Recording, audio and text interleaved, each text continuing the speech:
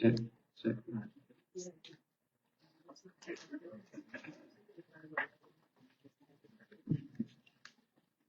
So good evening, everyone. My name is Jeffrey Young. I have the honor and privilege of serving you all in Philadelphia City Council, representing the 5th Council District, and we want to get this town hall started. Quickly, if you have not signed in or if you did not register online, we ask that you do, so we can continue to communicate with you on the happenings on this issue and others in our community, in our neighborhood. So I want to welcome you all. I want to thank you all for coming here this evening to talk about this very, very important topic facing our city, which is the school facilities plan. By now, you're all here because you have heard about the plan. You may have questions about the plan. And this meeting is to help you get some of those questions answered. But before we do, I just want to recognize the folks from this fine facility that we're in here at the city school. So if you don't mind, you want to come up, say a few words before we get started? Yes, Patrick. Thank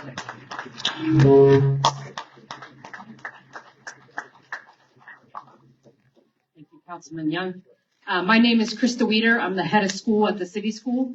This is our Fairmount campus. We are K through 8. We also have K through 5, and we also have our upper school, which is 6 through 12.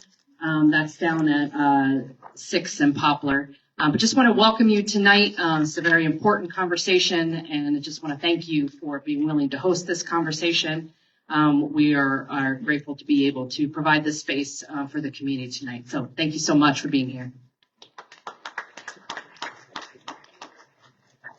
Thank you. And I always got to note for the record that both schools are in the 5th Council District. So we have some good. I always got to note that for the record. So I want to walk through what I'll be talking about this evening for you all. We prepared like a brief presentation that essentially kind of gives an outline on what the school facilities plan is. This plan was I'll say the school board authorized this plan a couple years ago. So this plan has been a few years in the making, right? It's not something that the school district just thought of overnight. So it has been plenty of thought going into this process. But I want you to know that tonight is not about the school district of Philadelphia. It's really about our families, right? It's really about our future in communities. And so we're going to walk through this facilities plan as it relates specifically to Bates Martin, Waring, and Robert Morris. But most important, this is a space and a time for you to be heard. This meeting is about you. So let me go through quickly what we're going to talk about. Again, the overview of the facilities plan.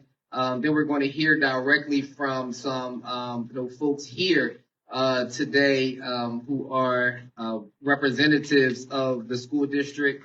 We're going to go into some community questions and comments, and then we'll close by kind of summarizing some of the things and outlining the next steps.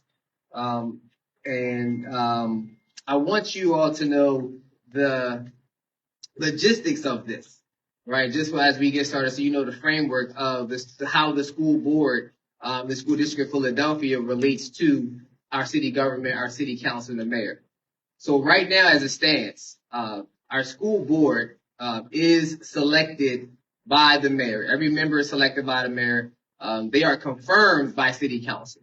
But as our charter reads today, the school board serves at the pleasure of the mayor.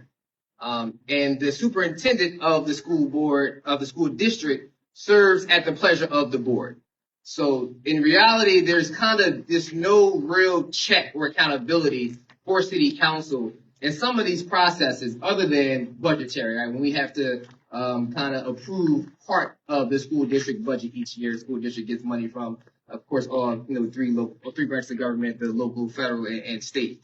But there's no real accountability to City Council. We're asked every year to raise taxes for the School District of Philadelphia. We're asked again this year to raise taxes for the School District of Philadelphia.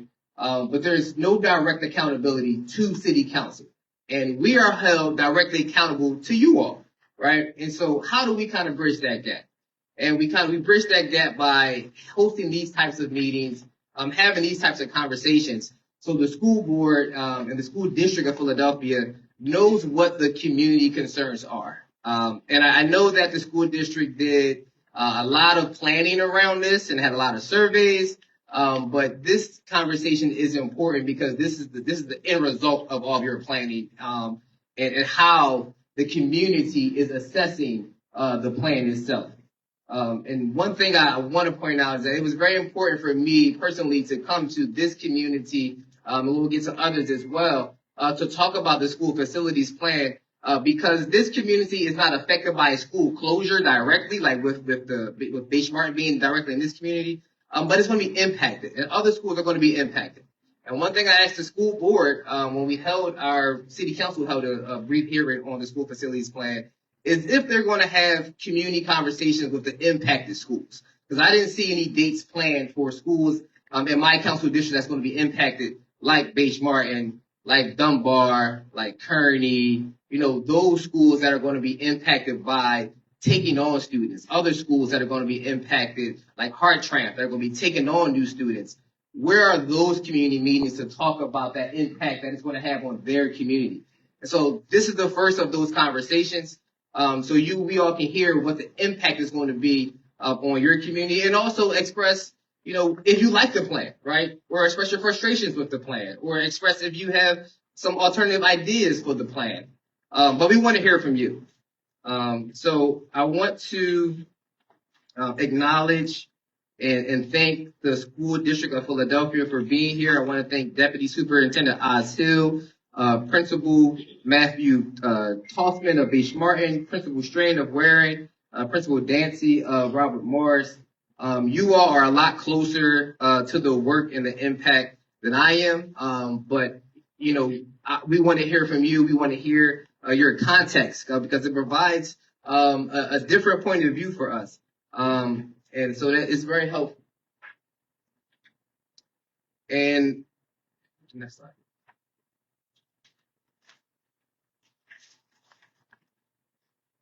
Oh, I guess better come up. Yeah. So I'm going to invite. I want to see if you all can come up, or you all willing to wait until the end. However you all want to do it. But we're going to go through a brief presentation, and then hopefully we can ask some questions. So we'll just go through the presentation.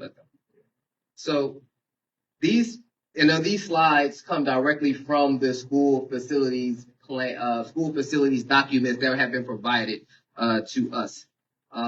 So before we get into the details, I want to start what we all can agree on. At the core, I know every person in this room wants the same thing, right? We want safe, high-quality schools where our children can learn and thrive. We can all agree that students deserve clean, healthy buildings. That's not optional. I believe that's a baseline. We want strong educational experiences, not disruptions that set students back. We know that if change happens, they must be thoughtful, they must be transparent, and they must be done to minimize disruption for families. I think that's the key here, because we have to ensure that the users of this public good are satisfied with the public good. We believe in real community engagement, not just being informed, but being heard. And we expect equity and fairness, so no one in the community is asked to move to carry more burdens than they should. And if we can agree on those outcomes, then I think the real question is simple: does this plan get us there, right? And if not, what needs to change? And so here, here are some of the outcomes, I guess, that the school district has shared with us. They have 4 categories that would inform the 5 potential outcomes that the school district has. So we have the school building score, the program alignment score, capacity utilization score, and then a neighborhood vulnerability. These are the potential outcomes that we're discussing tonight, whether that's modernization, consolidation, or closure. They don't just come out of nowhere. They're driven by these four main categories of data that the district used to evaluate every school. And, hopefully we can get some answers about how these data points decided this plan. As it's all who haven't seen the plan, this is the school facilities plan. All right. So do these data points reflect reality on the ground, and are they being applied in a way that truly serves students and families? So first is building condition, with the school building score, the physical state of the facility, and what it would take to repair and upgrade it. That kind of went into that particular measure. Second is capacity and utilization, how many students a building can hold versus how many are actually enrolled. Third is program alignment, whether the school is able to offer the kind of academic programming students need and deserve. Fourth is neighborhood factors, including things like population trends and community needs. And together, these categories are what led to the recommendations that we're seeing. So these are the current facility scores for the three schools that we're talking about tonight. As you can see, the enrollment of each school is there. As you can see, Bache Martin has nearly triple the amount of students as the two closing schools. It's nearly, at capacity currently. This school, I want to talk about the percentage, right? Because this school has an according to the school facilities plan itself, they have a building utilization score of 38.14%. But if you look in the actual school facilities plan for what it says for Bache Martin, it says that it has an excellent facility with at 38.4. So there are discrepancies in what the school facilities plan says and its own metrics in deciding if a school building is fair, poor, or unsatisfactory. So, those are some of the questions that I have in particular, right? And as you can see, they also have the utilization of the buildings. Bache Martin is at a 68% utilized building, Waring at 44.8, and Robert Morris is severely underutilized with a 23% utilization rate. The program alignment, essentially, does the school have the things it needs to be a good school? Bache Martin at 66, Waring at 36, and Robert Morris at 70. So if you look at all three schools, you'll see all three schools have some very positive things about it, and then they have some not so positive things about it. But in taking all that into consideration, again, the question is how, based on this data here, did we come up with the ideas for this current facilities plan?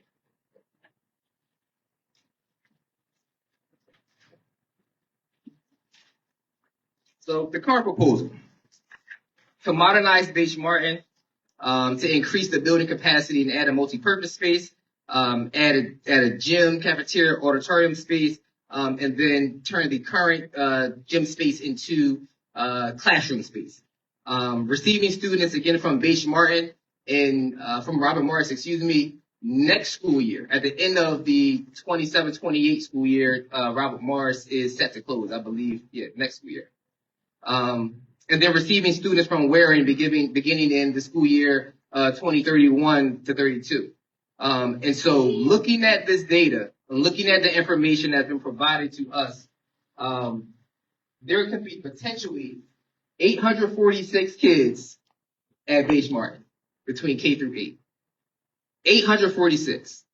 So am I politician math? That's 900 kids. So I'm going to use the number 900. Because when you all look on that street for, that day and maybe block the streets off for Bache Martin, it's going to be 900 kids out there. Right? So I'm going to stick to that now. So just keep that in mind. Even with the renovations, that could mean potentially increased classroom sizes. We know the district has per their collective bargaining agreement, in elementary school, they're allowed up to 30 kids per classroom. 33 number grades as well. Yes, well, thank you. Right, so 30 kids in the class at Beach Martin. And I think that we can expect that with 846, 900 kids, that's going to be the reality. Same number of teachers? I'm sorry, say it again. Same number of teachers? So I'm going to allow the school district folks to kind of answer that question. So we'll keep that question, for someone in the district to answer. With Waring, again, the proposal is to close Waring at the 2031 school year, repurpose the building for Masterman Middle School, and relocate the students to Beige Martin. Robert Morris, again, is closing in the next year.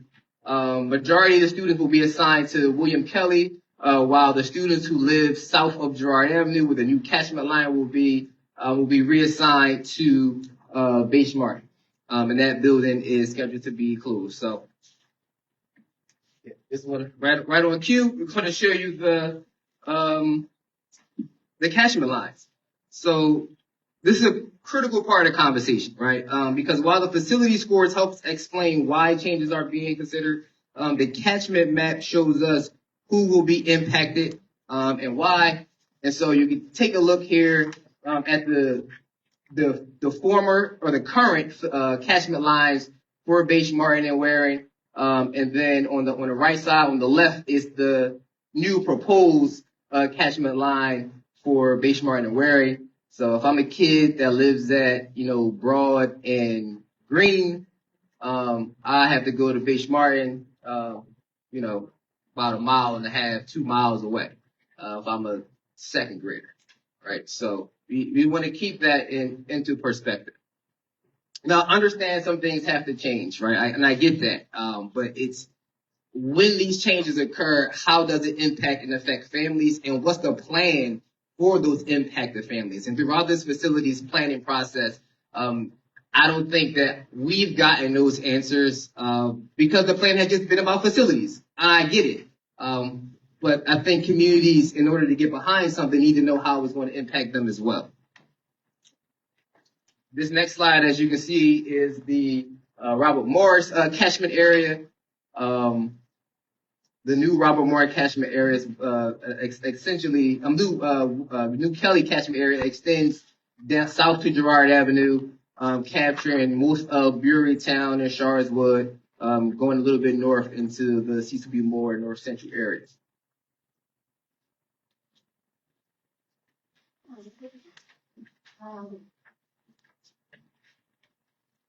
So let's talk a little bit about Beige Martin. So the building, according to their plan with the 38%, is rated.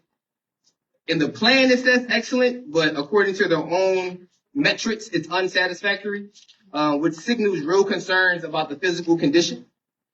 At the same time, its program alignment is relatively strong, meaning the academic offerings is meeting student needs. And I'm sure many of you who are in this community who have children who go to Beige Martin will understand that it took a lot to get this school to where it is today. And the hard work of you all has gotten it to a point where it is people are moving to this neighborhood for that school. Its utilization at Beige Martin suggests that there is room to serve more students, which becomes important to this proposal. Because although there may be room to serve more students, is that in the best interest of the students? It seems like the school district in this capacity has, is looking particularly at just a numbers game when it comes to our kids, and I think for families it's a little different. Next slide, please. Just want to talk about looking at Waring. The building condition is rated in a poor condition, which raises concerns about long-term investment needs. It is also identified as severely underutilized, meaning significantly fewer students are enrolled than the building can hold. And program alignment is rated lower here, which factors into the district's thinking. But just note that from a previous slide, we all saw that the district has a plan to relocate Masterman's Middle School to Waring. So it is a building that has, I guess, the ability to remain a school, just not a school for the community. And we're going to hit the Robert Morris. And for Robert Morris, the building is in fair condition. The building is slightly better than others, but there's still room for improvement. However, it is very underutilized, which has a much smaller student population relative to the capacity. And the program alignment is strong here, as you saw from previous slides. It's very important to keep that in mind as well. Next slide. And this is just some information on the William D. Kelly School, just to show where the students in their current Norfolk Girard Avenue would be going. Their school has a 68% fair school building rating. The program alignment is 100%, meaning that they are providing the academics necessary to meet the needs of that community. The capacity is still 39%, still very low. And they actually have a higher neighborhood vulnerability than Robert Morris, than Beijing, and Warren as well. So that's something to keep in mind as we have students, children, going back and forth to school in that area. So there's some environmental concerns. And I want to take a moment to talk about something I know is at the top of the mind for many families, right? And of course, that's safety, especially as it relates to Beige Martin. As we see in the AHERA reports, there are documented asbestos-related concerns in the building. That's not unique to one school, but it's an issue across many older facilities. But it's very real, and it must be taken seriously, right? So I went to visit some folks that do asbestos abatement on Friday. And one thing they told me is that one fiber of asbestos can linger in the air for 3 days. 3 days. That's how small the fibers are. That's how long it takes for it to drop. It can take 3 days. So one fiber, right, can cause problems 20 years from now, 30 years from now. So that's something that we have to keep in mind when we are discussing improvements to a building, like, knocking down walls, opening up roofs, adding extensions. That's something that a neighborhood is going to feel that impact, right? And so that's something that is of concern. And I know that the district has, answers to those questions. So what does it actually take to safely prepare that building for more students? Because asbestos abatement work is not quick. It requires careful planning, significant investment, and in many cases, phased construction, right, or temporary disruptions. So what does the construction look like for Beige Martin? Will our students be learning in trailers, right? Will you temporarily relocate them to other schools while they're doing this work? Like, can you provide us with those answers as we look to support the plan that was put forward? Now, under this proposal, Beige Martin is not just staying open; it's being positioned again to receive the additional students from schools over time. So we're not just talking about maintaining the building, but we're talking about modernizing and expanding it to handle a significantly larger population. We have to be honest about what the timeline is for this, because again, families pay good money to move into this neighborhood to send their kids to a good school. And families have the ability to also leave. And I don't think that's one thing. I don't think we want that to happen. We don't want you to move because the school isn't right for you, right? When you've made a significant investment in this community already. So we have to be honest about the timeline and the kind of work that it will take to get it done right.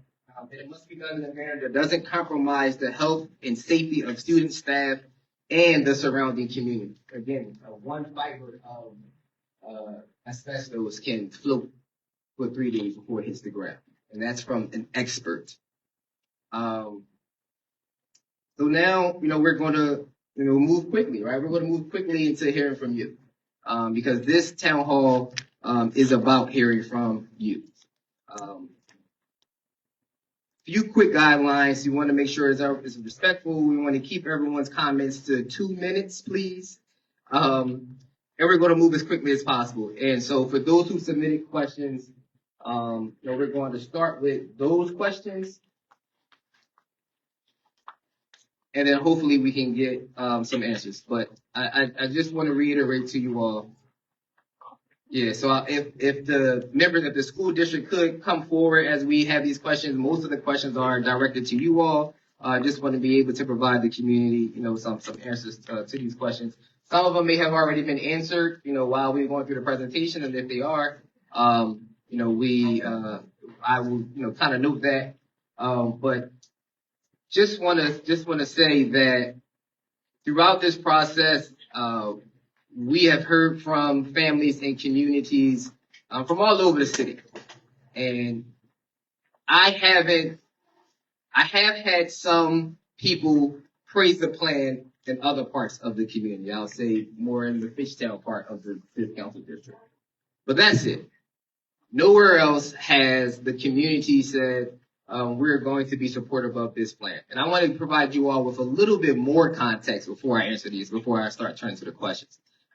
During the last school district closure, I want to say 2012, 2013, if you combine that last school district closure with this proposed closure, there were 14 schools total to be closed in the 5th Council District. 14 schools in the last 13, 14 years. Like that's, I just don't think that's a sustainable way to keep moving education forward. And you look about it in another term, right? I'm a real estate attorney by trade. I always look at things a little differently. That 14 schools is 42 acres. 42 acres of land. So that's the entirety of Girard College is supposed to be sold from the 2012 school closures, or closed rather, from the 2012 school closures and this proposed school closures. That's the entirety of Girard College, right? So let's keep that in mind too. As we move forward with this plan. So I want to ask this first question. There are concerns about safety for children, and the Base Barton community has issues with crossing guards.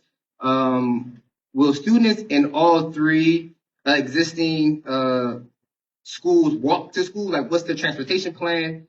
If someone can answer that question, then we'll move on to the others. Councilman Young, may I Please. invite the subject? Please, they can come up, have a seat, however you want to do it. Okay.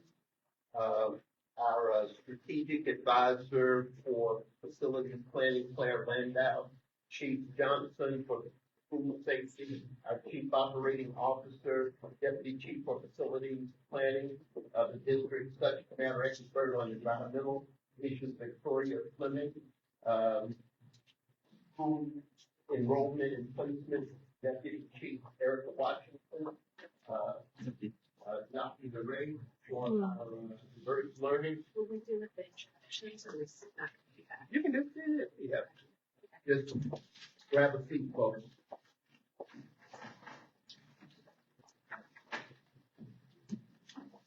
There it is.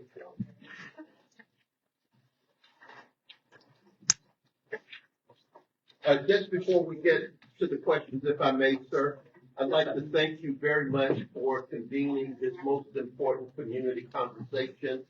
And we are humbly grateful for your advocacy, your leadership, and what you do to uplift all of us. I'd also like to acknowledge the extraordinary school leaders that we have here today, just as the council member did, Principal Tossman, Principal String, Principal Dancy, as well as their administrators and the educators that do an outstanding job every day in all 3 of these schools. What we're here to do, we will answer your questions as best we can, and we understand that this is just not a conversation to be taken lightly. We understand that these are deep concerns, and we acknowledge that. If we can't answer your questions this evening, we absolutely will come back or make certain that you get those answers. I know that we have met with the Waring and Morris school communities, I think there's been some initial coordination to set a date to talk to the Beige Martin, community, and we will absolutely, do that. Most importantly, I want to acknowledge and thank each of you for being here, sharing your lived experiences, your concerns and observations as we go through this process. A couple of things, to level set before we talk to that, safety question. I want to tell you the projected enrollment based on the data, the current data as of today that we have is 798, not 846. And our facilities plan says that the Beige Martin building will be excellent after we make the investment in it that the plan proposes. With that, can we talk about the answer questions relative to getting to school? Yes, before we do that, before we do that, Sure. yeah, Happy to do that. We have Senior Advisor for Strategic Planning, Claire Landau. Claire, raise your hand so everyone can see you. We have the Chief Operating Officer for the school district, Teresa Fleming. Hello, everyone. We have Dr. Natalie Narey, the Chief of Diverse Learners for all of our special needs students. Good evening. We have Victoria Fleming, our Executive Director of Environmental Services. We have Chief Craig Johnson of the Office of School Safety. We have Deputy Chief Vernon Palmer for Facilities Planning. And then we have Deputy Chief Erica Washington from the Office of School or Student Enrollment and Placement. thank you, Dr. Hill. So as you see, the school district has brought everyone that I think can help answer some of the questions that the community has. But before we get to your questions, I do want to recognize the folks from the community first before we get to these questions, from the Friends of Beige Martin and Waring. So if we can have representatives, they want to have issued their statements or questions first, we allow you to come do that now, and then we're going to go into the community questions.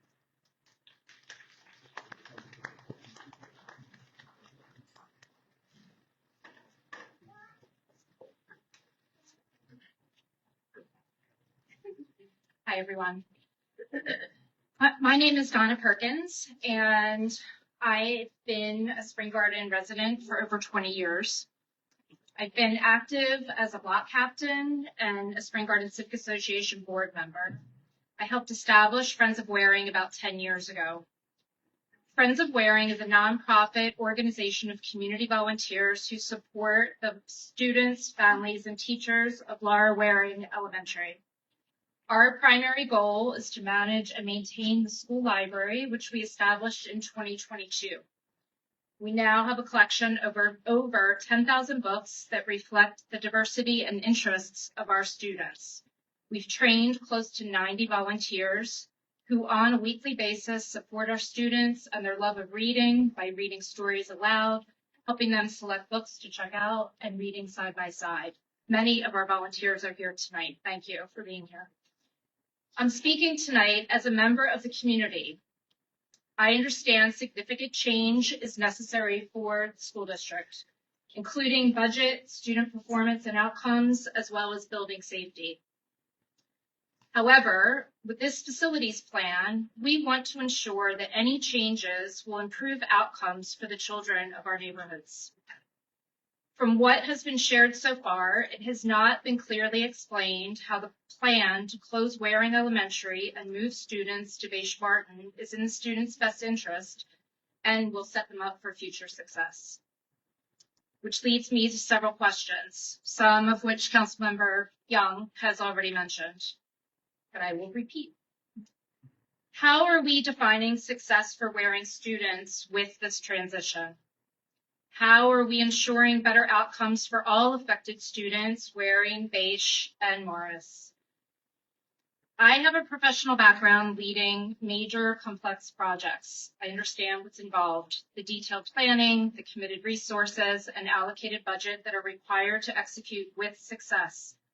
So another critical question, if this plan is approved, is how will the transition planning and execution be resourced? The Waring transition is over 5 years away, according to the recommended timeline. There are school district budget cuts happening now. What is the budget allocation and timeline for the Beige Martin renovation so it would indeed be ready to accommodate Waring students? How will Beige Martin students be accommodated during this renovation? We understand hard decisions need to be made, and that will include significant change. We don't believe that closing Waring and displacing close to 200 students and their families from their own neighborhood school is the best option. You can clap. Our interest is in ensuring the children of our neighborhoods, in this case Waring, Morris, and Beige Martin, don't end up lost in this transition. All decisions and planning should include the level of detail that offers a bright future for all of our students. As a city, we should all be doing everything in our power to be great for our children so they will thrive as students beyond. Thank you.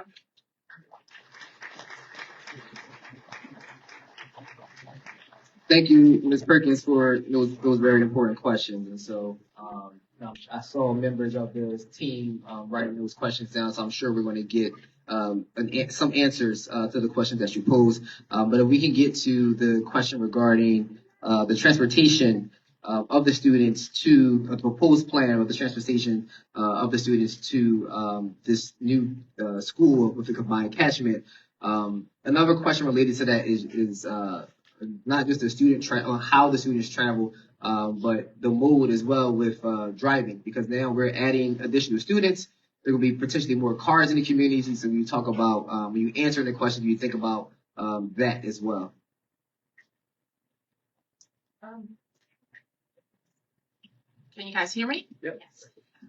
So the transportation plan for the recommendation, if approved, we will perform a thorough transportation assessment. Our current transportation guidelines would provide those students that are eligible for transportation with the service. Typically, students in grades 1 through 6 that live 1.5 miles or more from their attending school would receive yellow bus service. We do have exceptions to that policy based off of things that we would assess: safety, safe walking paths. Students with an IEP or 504 would be eligible for service regardless to the distance that they would have to travel. Students that would have to cross any sorts of hazardous or unsafe pathways would be eligible by exception, and we provide something called hazard busing for many schools throughout the district currently. There's exceptions also that exist for certain circumstances that is reviewed and approved by one of the district offices. And then we also would provide transportation for students that may be displaced due to foster care or homelessness. Thank you. Good evening, everyone. So, in reference to crossing guards, right now, crossing guards are monitored or managed by the Philadelphia Department of Streets. They used to fall under the police department, but the streets department took that over a few years ago. School District of Philadelphia, specifically the Office of School Safety, works very closely with the crossing guard unit and the leadership of the crossing guard unit. Crossing guards are assigned to all schools that have students from grades K through 5. And so these schools, the Beige Martin School would certainly have crossing guards. Whether there would be any additional crossing guards or not would be a conversation that we would have with the leadership of the crossing guard unit. In addition, in collaboration with Dr. Tausman, as well as Vision Zero and the Safe Routes Philly, they're doing a pilot program this year in which they actually shut down the street in the mornings to provide safe access and play areas for the students. And it's worked out pretty well, and it's really self-contained and self-sufficient. It's something that I think we certainly intend to continue in the future. Now, one thing I would like to say about crossing guards is this topic came up today during City Council's budget hearings. We do have a shortage. If you know folks who want to be a crossing guard, please have them apply, and we can get them hired because we need crossing guards. So that'll be, I think, something that can address some of the transportation concerns that folks have in the community. Next question is considering this person's words, considering Beach does not have much current space. They mentioned that their son's class has 25 kids in it. Like, why are the improvements promised, or why are the improvements promised to add space not being completed before the merger? And where will students be during the renovations?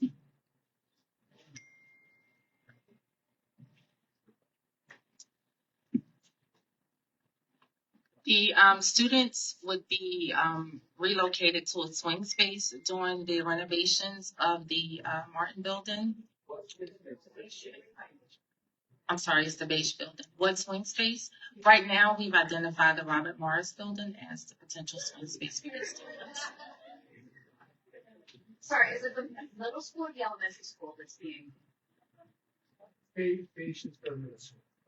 It's the beige building. When will you be relocating students from Beige? So the construction is scheduled to begin in June of 2028 through December of 2030. We've already begun the pre-planning phases of this modernization project, and we'll be moving into the design phase. And then after that, it would be going into construction in June of 2028. And during that, It's a 2 year. 2 years. yes. So the first year is the planning phase. We will receive input from the community and the students, such as what we've done with some of our current or recent bills that we have. We do try to engage the community as well as the students to provide input to what this future modernization project would look like. And that will be a 2-year phase of planning and design before we move into construction. We would be, sorry. During that time too, we do engage the community, and we have all of the planning and coordination to determine moving students at the start of that school year. So they will begin the school year of 2028-29 school year in the swing space. As a caveat, sir, if I may, it's relative to her question. On the back table that Councilmember Young has provided, there is a handout that talks to the Beige Martin's current state, the future state, and then it also provides examples of the work that we've done in terms of our renovation with the timeline associated with the construction, if plan is approved for Beige Martin. So I certainly invite you to take that with you this evening. And we will share more, and certainly in a Beige Martin specific meeting, but the first thing that would happen if this plan is approved is we would do a tour with the community of the sites that we have recently done almost very similar projects. You would be able to speak directly with parents, community members from projects which have been very similar in scope and scale to Beige Martin's project, so that you can hear exactly how this works, how our team works, and understand what that looks like. Again, we've had multiple projects completed very recently of a similar scale and size, where we can connect you directly with communities who can share what this looks like, as well as what we share. So we're going to try to keep this in order. I do have some other questions up here. If you have questions, get it to my staff. I'm going to try to get these index cards through first, and then we'll have time for folks. Clarifying question on that though. So it sounds like it's 2 years consistently that the students will be in a different space. Is that what you're saying? Yes, that is correct. During the construction phase. So 2029 to 2031.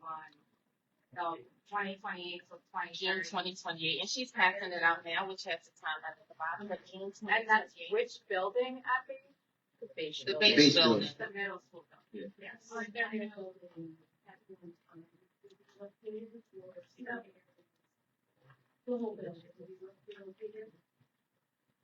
I don't have all the specific details if it's the entire building. Again, we do have a year of planning to understand what that will look like, working with the school principal to really develop a fine-tuned and well-organized plan that will support the school community as well as all of the parents.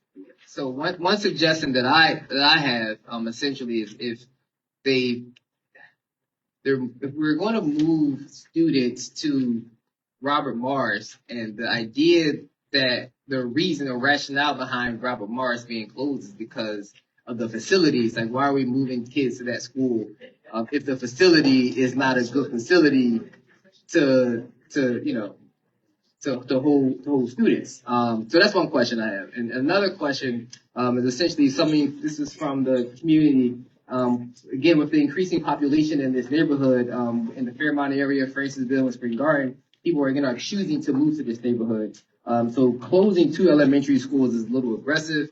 And what studies or what can you talk to us about what population studies and population trends the school district looked at when deciding to close, Waring and Robert Morris? Because essentially an idea that I had, and we're going to combine a catchment area anyway, Beige can stay at elementary school, and it's because Waring is proposed to be renovated for a middle school anyway, just make that the middle school for the community, right? I think that's a much better outcome because now we still have neighborhood schools in the neighborhood and in the catchment. So if you can speak to that, that'll be helpful.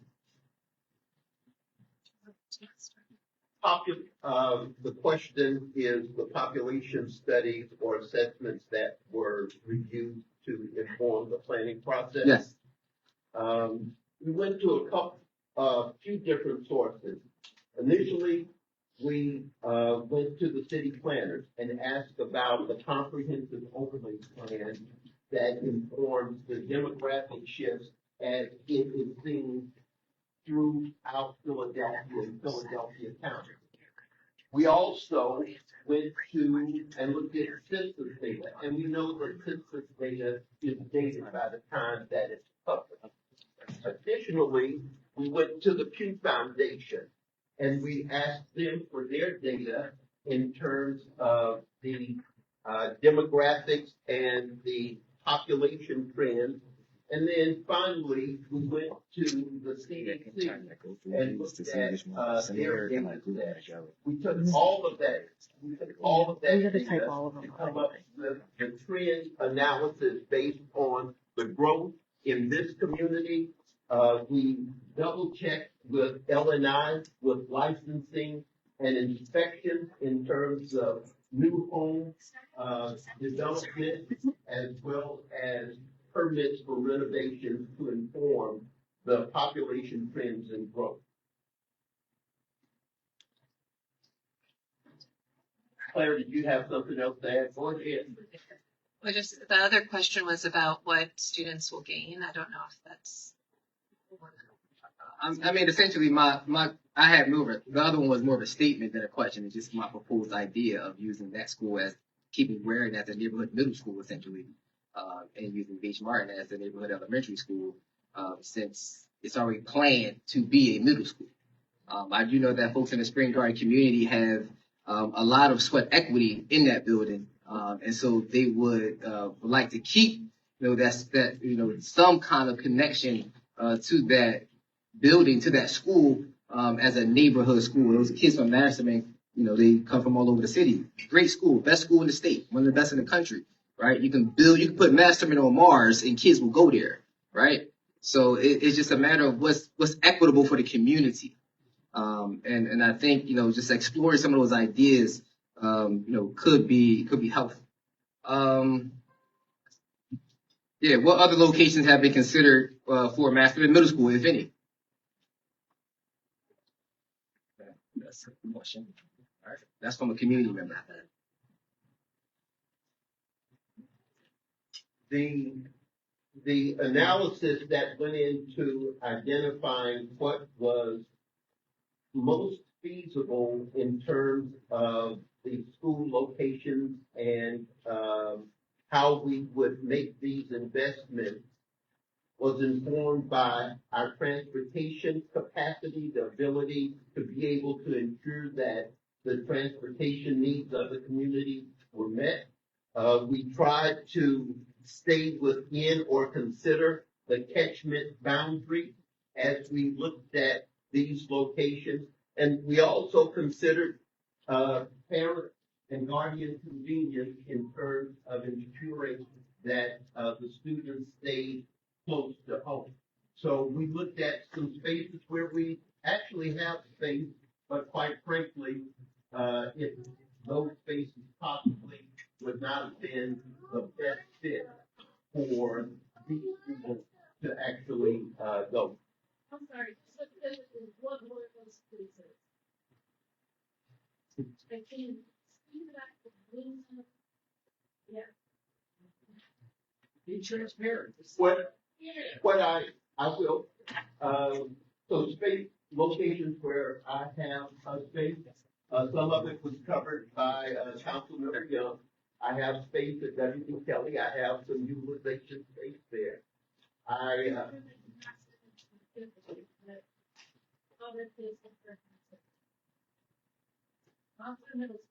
What other?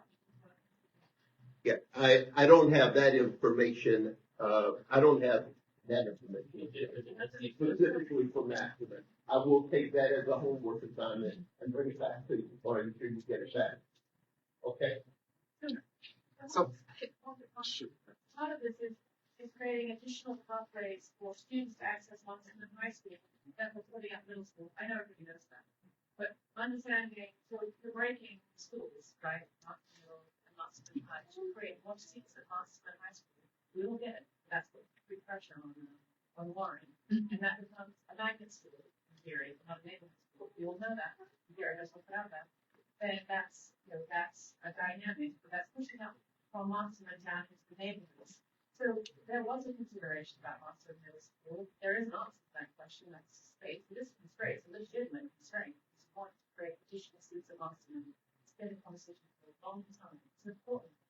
But the neighborhood should know what those considerations are. And I've been thinking through the middle school and trying to separate, create more pathways to Montana neighborhoods, which is what it's essentially this is about.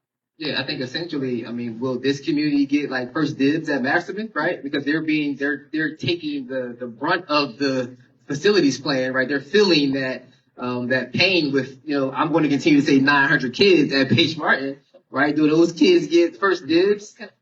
So I just think it's important, and we certainly, how the wearing space is proposed to be used is very important, and we want to hear this and recognize all the suggestions and importance.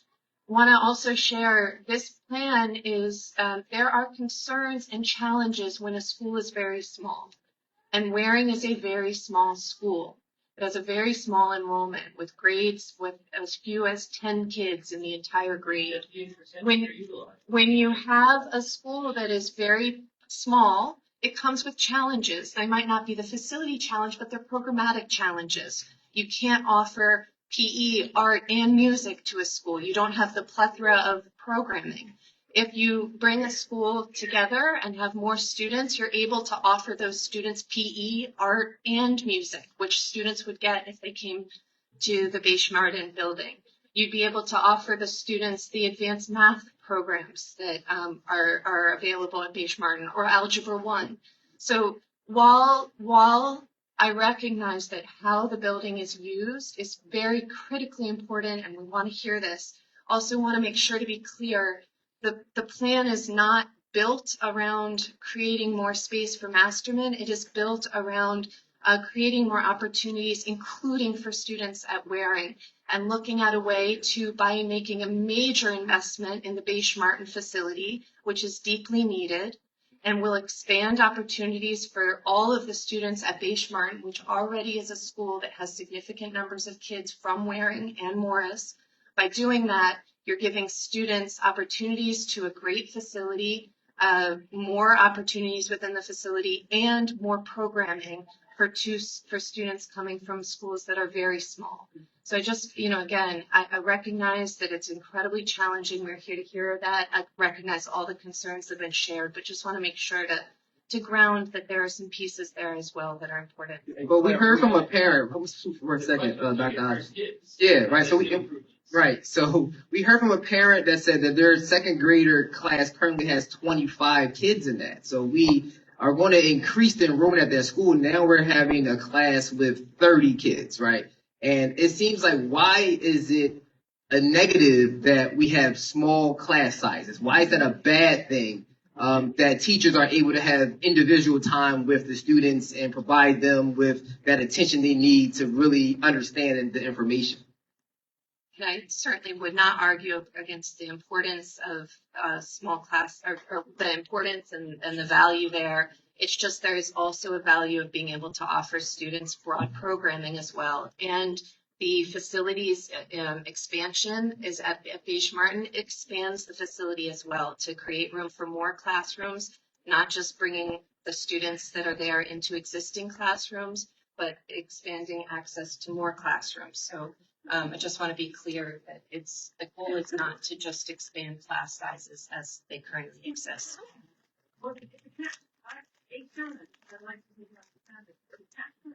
Everyone says for middle school, people move to Paramount and Spring Garden catchment to go to late. This is controversial. They don't necessarily move to Spring Garden to go to one grade school and lots of involved in that school. I'm just saying, if you move to catchment to allow for people to want to move and therefore the schools, elementary, middle, people to Spring Garden area, and that school will fill up. You probably know that, but again, in fact, the research. So I want to know, how was that actually do? If you move the catchment and allow to enable more who want to move to neighborhood, that school will fill up. It's not the issue with elementary and middle, but there'd be more demand for the elementary and middle. So I'd just like to understand that scenario of elementary middle as moving the catchment. And then you imagine programming. That would be the issue of the Marston Middle School and creating that pathway to Marston. I don't believe that that's not the issue. So where is the catchment discussion? If you had left that, if you had expanded that, and therefore enabled more demand in this area to attract more families to their school, we would provide that thing. Yeah, We certainly hear the suggestion of turning Waring into a middle school. I think we certainly hear that suggestion, and we'll take that as feedback. I think the thinking around the proposal for Beige Martin and the catchment as it exists, as I shared right now, there are 622 students at Beige Martin. 45% of them don't come from the Beige Martin catchment.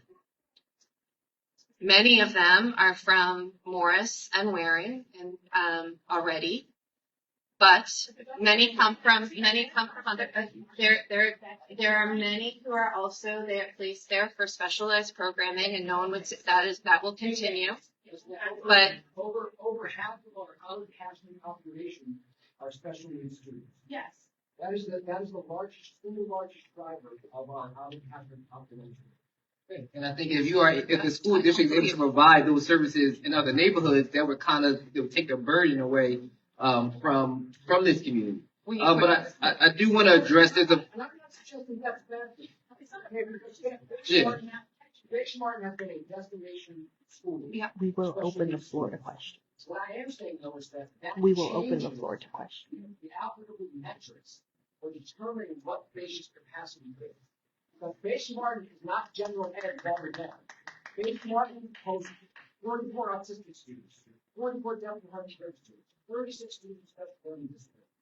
It has an enormous support apparatus to make sure those students are properly resourced.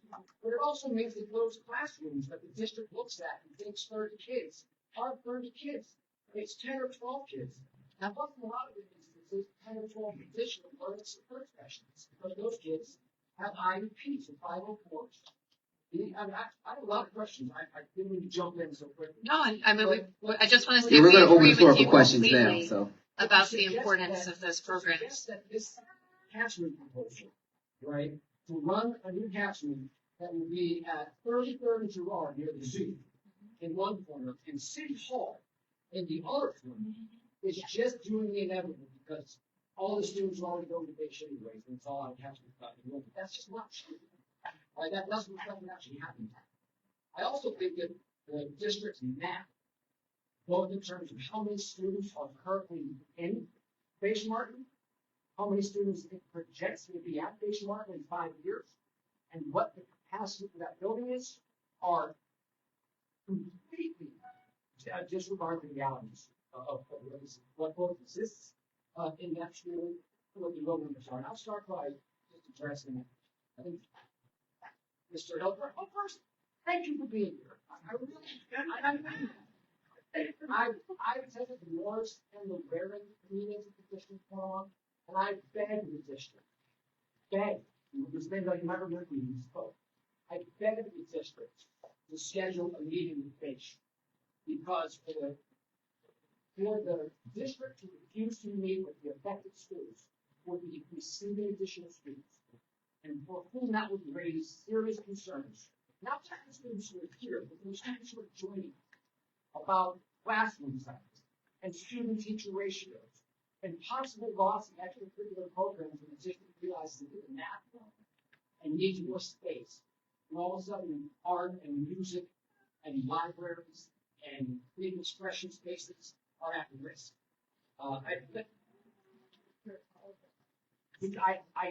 I guess. I begged the district to come meet with Baysh directly, and I was told that the district would not do that. So for whatever reason, That's the reason why we're having this meeting, because I was told the same thing. For whatever reason they changed their minds, I thank you for changing them. But I think that this plan is a closures announcement. It is not a facilities plan. The district rushed to tell us which schools were being closed, and put very little thought into the knock-on effect of what came next. What is the day after going to look like? And I don't want to take away from people who have questions. I've got questions if I can proceed then. That's why. Okay. So Can you come up to the microphone? Yeah, you might as well, can you come to the microphone so folks can hear you? yeah, I also have a copy of the facilities plan, 626 pages. I read it one. Yeah. And I just, the only thing I want to share, and I completely, I just want to share that we certainly intend to come to schools that are impacted, that are receiving schools, that are receiving modernizations. But it was, the statement was that we were not going to be able to have those before we presented the plan to the board. But that was timing the district's choosing. You guys chose not to release the I'm plan. not. You chose when you presented to the board. I You certainly, could have waited a month. I certainly hear you, and I just want to clarify on. Okay. So, I'm sorry, my name's Tom Reddick, and I know some of you, and I don't know if I know all of you, but I'm here. I have two kids in Baysh. I'm here to advocate for the students who are at Baysh, but I want to make it clear that I'm not just here for the students at Baysh. I'm here to advocate for the students who will be joining us from Warren, and the students who will be joining us from Morris. But I think the district has told us we're all going into the same boat, and that boat's not big enough, to be frank. So I think a lot of this comes down to math, and there's a numerator and a denominator. The numerator is how many kids are there, and the denominator is how much space is there. So I want to talk about the numbers that you guys have in this plan. And according to the facilities plan, and you, Mr. Hill, currently Baysh Martin has 581 students. And that's what's in the facilities plan. And I think that's numbers from a couple years ago. when you That's started the from plan. last year's, Yeah. it's all the things that are cited in the plan and should be noted, are from last year's snapshot Okay. and, So it's from school year 24-25. 24-25, Right. yes. But we have school year 25-26 data. Yes, And you've had 622 that- students. right. You've had that Yes. since October of 25. That's correct. Okay. Yes. So, but the number that's in this plan is 798, which if I'm correct is 581, which is school year 24-25 data.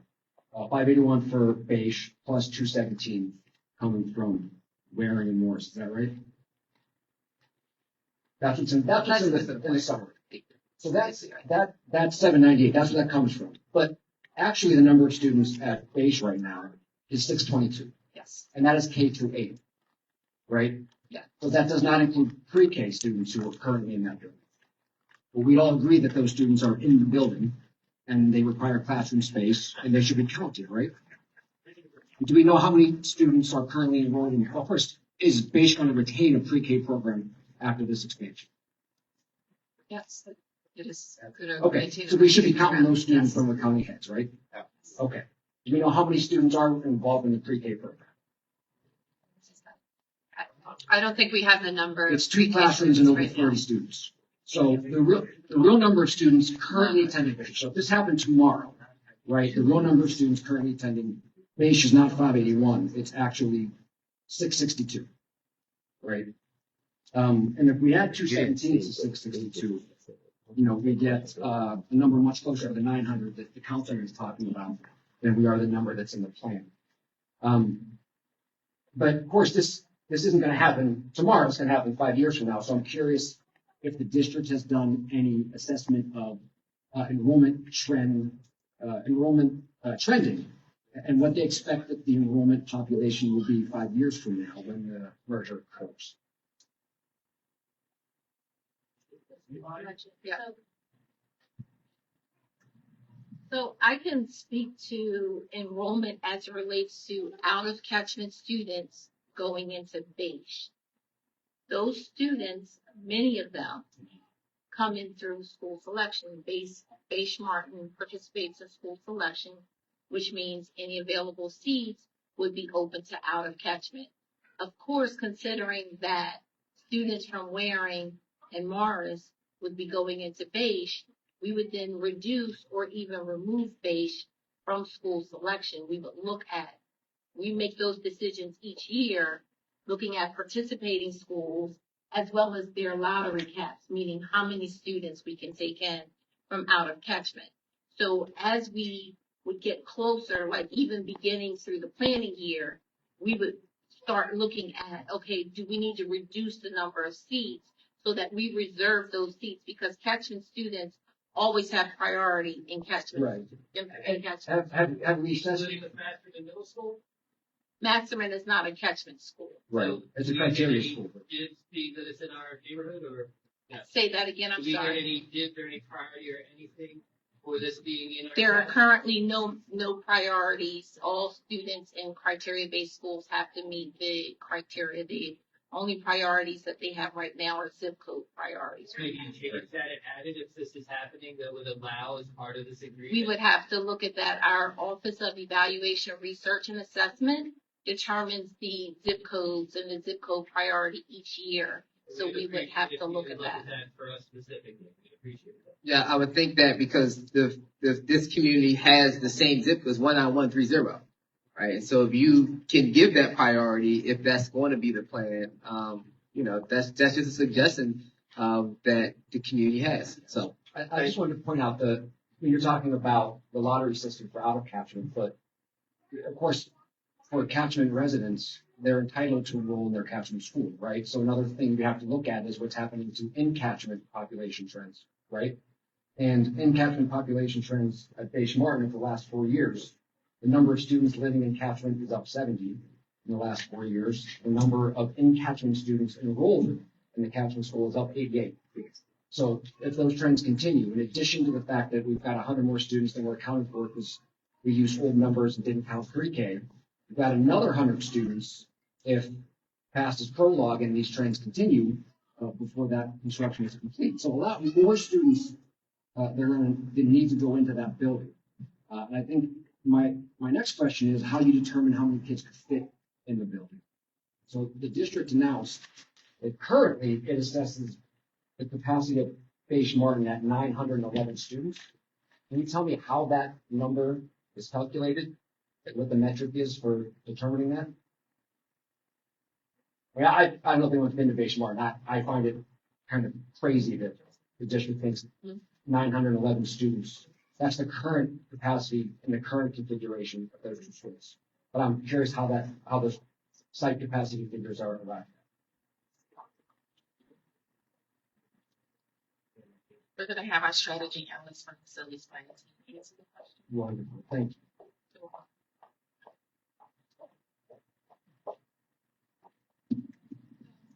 So for Beige Martin, the 911 you have is for the 2 buildings. Right, It's for the Martin and the Beige building. right. So for just the Beige is 309, and then the Martin is 580 something. Right, so Yes. 911 is the number, but my question is, so. So what we did was we had a walkthrough at those buildings, and then we went to each classroom to know what grade or what is being done in the classroom. So based on the calculation, we realized that if it's from K to 3, it's supposed to be 30 students in the classroom, depending on the square footage. Okay. And then if it's pre-K, it's supposed to be 20. But if it's a special education, we give it a 10 for the classroom. Would you be willing to share with us? Yes, Yeah, we the can. classroom, right, how you assess the classrooms in the Beige and Martins building? So whether you Yes. assess them as special needs or general education population? Yes, we have that and everything. Wonderful, So, I would love to see that if you would okay, share so that. we had a walkthrough with the principal, and then they told us what each classroom is being used for, if it's for special education, if it's for first grade, Right. if it's for kindergarten. So we had everything down, and then based on the grade and what is being done in the classroom, we assigned the number of students for each classroom. So it seems like that the capacity is based on the number of, they added the number of unfilled seats in the classroom to get it to that maximum number that's allowed Right. per classroom. You assume, right, you assume every general education classroom is maxed out at 30 or 33. Yes. Could go. So that's how you get the capacity. Right, but I'm still curious based on the number of classrooms in those buildings, to the extent that the special education classrooms have been metric appropriately. But well, I'll see, I guess, when you provide that information. My last question: the proposal is, I think, an acknowledgement that more space will be needed, is to convert the gym into classrooms. Can you tell us how many classrooms the district projects will be created by the gym conversion? Approximately 6 classrooms for the old gymnasium conversion. And that does not include the addition that we're adding, where we will have additional classrooms outside of that. So Right. that's only for the old gym.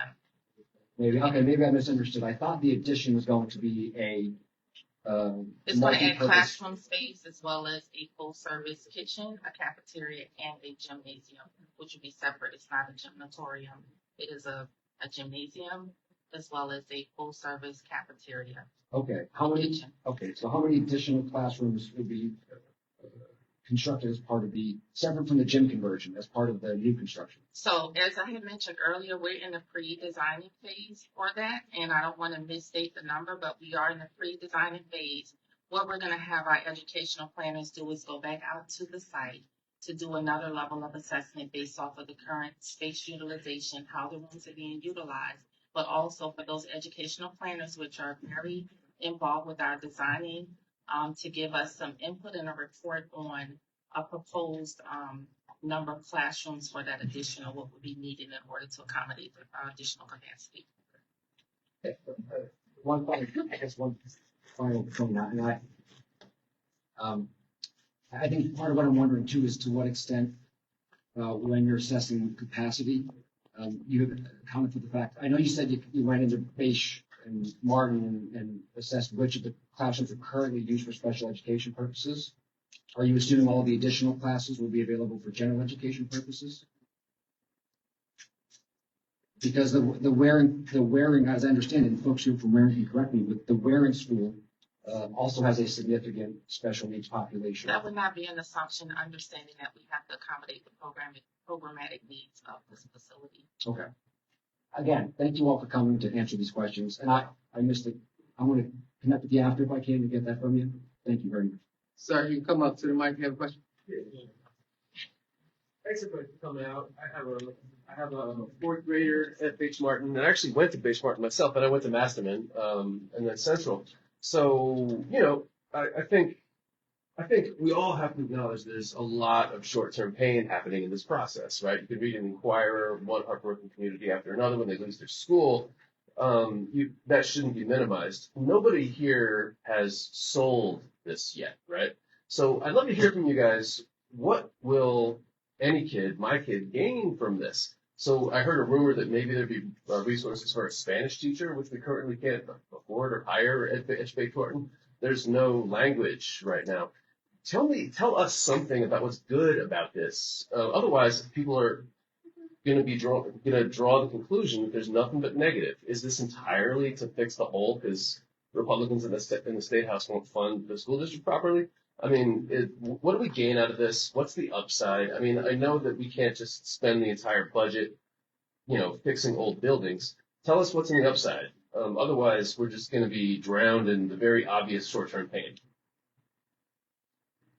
Thank you. Thank you. And thank you. I think for Beish Martin students and families, this is not a small investment that's going to be made. This is a close to $60 million investment that will both modernize the facility where there are concerns just about bringing the building up to code, but also to add spaces that will significantly enhance the academic programming and offering at Beish Martin. So right now, we'll go from having a satellite food service to a full kitchen, outdated gym and cafeteria facilities to a new cafeteria, a new gym. We fixing aging infrastructure, the roof, windows, doors, having inefficient and outdated HVAC systems and mechanical systems, bringing a new and modern facility to Beish Martin, which is what is sorely needed, I know, for your community. So I don't want to undersell this. This is, again, close to $60 million investment, and it's also one where, as I shared before, we have a track record right now of doing some pretty amazing modernizations and new builds for communities. It hasn't happened here in this neighborhood. We're so excited to bring that here to Fairmount, and we would love to show you what that looks like and what that's meant for other communities where this has really impacted what is available, what it looks like, what life looks like in a school. So certainly hope that's very specific follow-on. Yeah. Something that's been nice. I think people, maybe perhaps others, are a little less concerned about facilities and more concerned about the quality of the educational offering and especially what the buildings fall apart. I mean, who expects in a world in which we don't close any schools to have less money for student programs, more post-program? How much more? So as our funding formula and teacher allocation formula is based on the number of students in a building. As you bring more students into a building, you are able to afford, a principal is able to afford more staff members. Who those staff members are is discretion, there's different pieces to whether that's a Spanish teacher or different sort of STEM teacher, there's different provisions there. But that is certainly fundamental to the plan, is that as we bring more students together, we're able to provide them more programmatic resources. And that is certainly something that we would do for the Beish community as more students came into the Beish building. And we would want to do that in partnership with the Beish community. We certainly have planning time.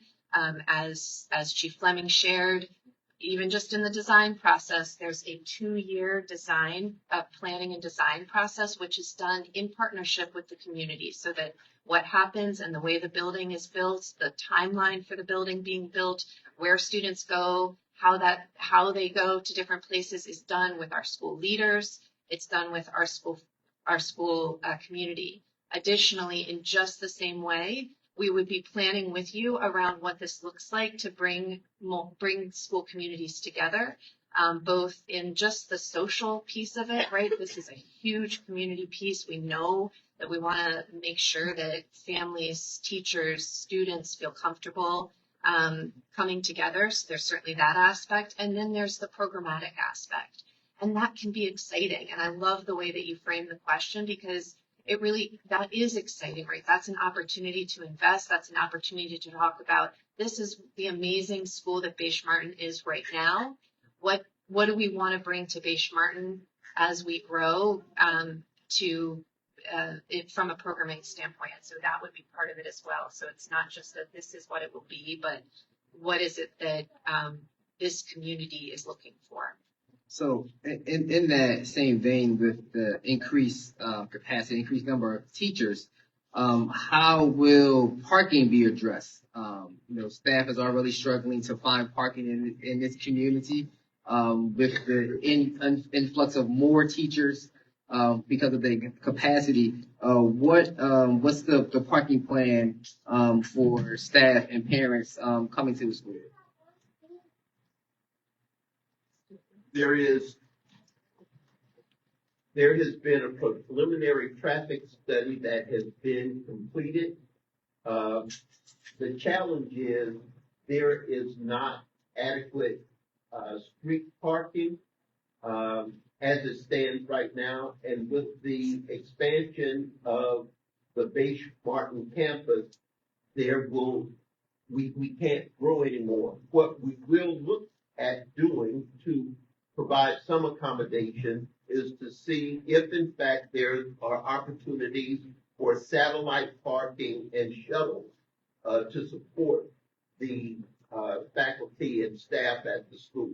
Again, one of the things that Claire and Chief Fleming have alluded to and mentioned is the planning year and having the transition committees not only at the central office that will be a full-time cell that will work through all of these nuanced things, but the expectation and the request of each of you in here is to participate in the transition committees at each of the schools. And that next school year, the focus will be exclusively on working through all of these nuanced considerations to find solutions as best we can. All of the planning that we've done, it does not in any way completely measure up to your lived experiences. And we're not suggesting that it does. We understand that this is not a perfect plan. And so hopefully as we take next year, if this proposal or recommendation is approved, that will be when we will get down to the nitty-gritty of this. We have the broad brush analysis, just as we're going to share, the capacity and classroom enrollment sizes. We have that, but we understand that does not reflect your lived experiences. And the one thing before I sit down, sir, we have done our homework. I have a lot of help here. So we do have what schools were looked at or spaces were looked at to address the Masterman expansion. Deputy Chief Palmer, what do you have there? Yes, sir. So we looked at a few schools, and I apologize, got to click off of it. Parkway. One was Parkway Center City. We looked at that as an option for 2 cohorts of Masterman Group. We also looked at 1701 East Spring Garden Street. It's the building just adjacent to Masterman. Also the Waring building, we looked at that as capacity. And also the other option is trying to find ways to expand the Masterman site. I can say that we have plenty of city-owned land in the 5th Council District that if the school district wants to build a new Masterman, we can figure out where we can locate that. Anyone who wants to come up, just come up to the microphone, please. So we can... Yeah, so there were a couple questions. I think some were answered throughout the presentation, but if your question was not answered, we would ask that you come up here. We will be having, be able to provide you with answers if your question has not been answered. But one question I have that's on the card is why wasn't the Kelly School included on the flyer for this meeting? That answer to that is that this meeting was particularly around the receiving school of Beige Martin. Again, at the time that we were planning these meetings, the school district didn't have a plan to meet with those other receiving schools. Hopefully that we can meet with those other receiving schools to talk about what this facilities plans look like for them as well. Hi, my name is Adam Ehrlich. I have a fourth grade daughter, also special needs, who attends Beige Martin. A lot of concerns regarding that, but being that I have a real estate background similar to the councilman, I did have a couple questions. I didn't read all 600 some odd pages of that monstrosity, but from what I did manage to read or gather, it sounded as if those school buildings that are being shut down are going to basically be handed over to the city of Philadelphia or somehow given, or I'm not sure what the exact words are, but when you take a look at the 18 properties that are being closed, and if you go by the 2026 assessment values, those 18 buildings come up to, my assessment values are worth, not much, but as a rough estimate, its valuation comes to $213 million, 255,200, nearly $250 million. And my wondering is if when shutting these down, these buildings that have an asset and almost, if not all cases, are titled in deed specifically to the Philadelphia School District and are assets that even though the school district is an agency of the city, are assets that are specifically, to my understanding, earmarked as property and assets of the school district. And I'm wondering, of that 200, almost $250 million, using politician math, using that $250 million, first of all, what sort of compensation is the school district getting for those buildings? Are those funds? Will the school district be able to raise money by taking their buildings and either selling it for proceeds that will directly go into funding the school district budgets? Will the school district be able to rent out those buildings? Hopefully not to ICE facilities for detentions, but are we able to rent those out or do something where we will not, as a school district, lose $250 million worth of assets, and we'll have those assets, reabsorbed and put into the city system? I don't know. I've had 3 questions, but start with that. Thank you, Mr. Early. I appreciate the question. I think the first thing that I would like to share, the 18 persistently closed buildings are not part of this process, the facilities master plan. We are right now speaking with the city staff to determine what the terms would be for the conveyance of the persistently vacant properties.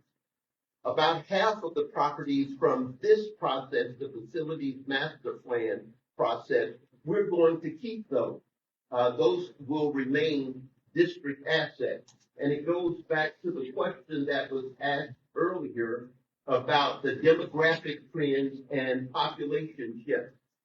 At the time that most of these schools were built, the population in the city of Philadelphia was roughly 2 million people. That now is about 1.6 million people. When we look at, it's like the value of your assets have gone up then with those increases. I guess to a specific question, for those assets, for the buildings being closed that are owned, not as far as anything else, there's going to be no situation where the school district just gives up millions and millions of dollars of real estate to the city without either through an eminent domain process or something where the school district will receive compensation for that full market value. And if not, if the city's offer is subpar or just hoping to get it as a gift, is the school board willing and able to explore other options that will more maximize the potential value of those assets so those can be incorporated and included in the school district's budget? So one thing I want to mention is that, again, the school board serves at the pleasure of the mayor, and the superintendent serves at the pleasure of the school board. And so if the mayor is on board with this and receiving that transfer from the school district, it'll be a nominal transfer to the city. The city's not going to pay $213 million to the school district to receive the value of the 18 schools that's going to be closed, if all 18 were to be granted to or deeded to the city. So they should do a lawsuit. Yeah. But there's a couple of things. Public code is very specific about how buildings are conveyed. That is a lengthy process that requires public hearings, Just as you would do with your homes, there are title searches, there are deed verifications. It's a complicated process. Many of the buildings that we still own of the 18 that were closed in 2012, 2013 have yet to go through that process. And so the short answer to your question is to be determined. The terms of a conveyance, and I do respect and agree. I do respect and agree with what Councilmember Young is saying, is that ultimately the city the city is going to pay $250 million, $750 million. But the terms of whatever that will be have not been determined. Let me also state unequivocally, I'm not a real estate professional, neither is anyone sitting up here. Our business is what you came here to discuss tonight, which is the education of your students and us being prudent stewards of your hard-earned tax dollars.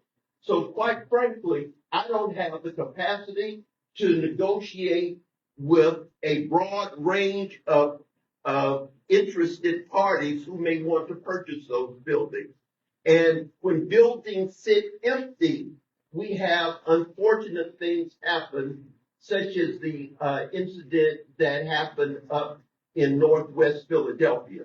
So it will come down to, I want to hold on to those buildings that we will be able to repurpose for the purposes of educating your students and supporting that. I don't want to try and become a real estate professional and then occupy their time trying to work with different parties who are interested in purchasing our buildings. It will be determined what that means. There is a Department of Public Property and also real estate agents who could assist you with your stuff. But if someone is willing, if the school's not willing to pay $250 million, but private or other investors would be, and that money could be put in, you don't want to be in a situation where the city is giving you the one and only offer, which you know to be subpar to the valuation, and it would probably, I would think that for proper due diligence, other offers, mechanisms to do that should be considered. Another recommendation is the sheriff's office collects money on behalf of the school district. The sheriff's office is very bad at distributing funds that the sheriff's office collects. I would suggest that the school board maybe do an audit of the sheriff's office distributions, because there are sizable amounts of money due to the school district through the sheriff's office, through that process, which I believe are likely not have been collected and what have you. So there are other funding options and money sitting out there, which should probably, I would definitely audit the sheriff's office. Last question is, you mentioned costs for transportation. There's a run on getting qualified drivers, limited funds available for that. Wouldn't transportation costs go up for the school district with all these mergers, as you're going to have more and more instances of people living beyond that 1.5 mile radius? And how much of an increase in expense in transportation do we think is going to have to be spent to get people to these further away destinations? Thank you. Chief Fleming, would you like to talk to the transportation piece? I'm not able to confirm what the increased cost would be, but as an example for the Bayshore community, we are transporting students out of catchment coming into Bayshore. So we have the option of looking to see how students that live closer to the school that may need busing based off of a hazardous declaration, those students can very well be assigned to some of our existing resources or buses that are currently bringing students to the school. That's just an example. But again, there would probably be some increase of busing depending on what the outcome of those assessments are for all the different schools that may be impacted by the plan. Thank you. Last question that I have from the index cards are essentially, what are the plans for the special needs students, and how will teachers and the services that serve both buildings, like the libraries, the special needs instructors, work when the students are temporarily relocated? Good evening. So services for students and allocation of teachers will follow the students. So if you're referring to a temporary, is that what you're saying? Temporary movement where Yes. we're doing construction, those students would be moved with their teachers, their special education teachers, according to their special education programming. So there's certain things where the students go to the other building for certain classes. So when the question was, I didn't write the question, but I'm assuming the question is asking, they're not going to go from the one building all the way up to Robert Morris, the library, when the library is, they usually go to the building across the street. So that's something that we will do for all students, not just students with disabilities. But for sure, I want to respond to the part for the student with disabilities because that's my wheelhouse. Their services will follow them. So if they receive related services around OT, PT, SLP, we will be sure to have those service providers at the new location. I'm not sure who can answer as far as libraries, if there are. Yeah, I there mean, will be a because library at the Waring new and Bates location. Martin are one of the few schools in our district that actually has a library. They're fully volunteer run for the most part. And if we are doing renovations to the building where the library is in, how will those students then be able to access those library privileges? So recently, we did a renovation of the Frankfurt School where we had students in two separate communities. The ninth graders were located at the Clemente School as a co-location, and then we still had 10th through 12th graders that were located at the main campus. We provided support to those to that school community to ensure that those ninth graders had access to things at the main campus. If that was a midday trip because they were having a program during the day. Students participated in after-school activities. We had an early shuttle bus that would bring those students back to the main campus. Another example is the workshop school, currently in 2 locations. We provide transportation for the students that are currently at the Hanson Street location. We transport them over to the location where the greater population or the students are to make sure that there's synergy with the students for things that impact the entire student body and to make sure that the students that are in our location are not missing any of the opportunities that the other students are getting. We have made modifications to support the meal plan so that the students that are at the Daroff location are having full service meals. So we try to bridge all of the gaps, and that's what we were talking about in the planning year. Anytime we identify a modernization project or something where we have to swing students, there's very intentional steps that go into the planning to make sure that we are supporting the school community in the best way possible. I can go and give other examples of school communities that have been separated due to a modernization project. I believe it was the Forest School maybe about 2 years ago where we had the little schoolhouse students that were still in the little schoolhouse, but we had majority of the student population at the Meehan building. And as Claire mentioned, we're more than happy to provide opportunities for those principals of school communities to share those experiences. But we've done this many a times, and we learn as we continue. We get better over time. I've been with the district about 10 years. I've been involved with swing space movement since 2019, from transportation to understanding what that looks like to ensure, there's synergy for separated communities. And another example was Mayfair. Back in 2019, we've been doing this for quite some time, and we will make sure that we do everything in the best interest of the Bayshore Martin community and wearing it on Robert Morris. The special instructor, so art, science, music. They have a classroom in one or other buildings. They serve all grade levels, right? Is the instructor moving? Will the music teacher now have 2 classrooms? Are you going to every day bus a middle school class down to the elementary school?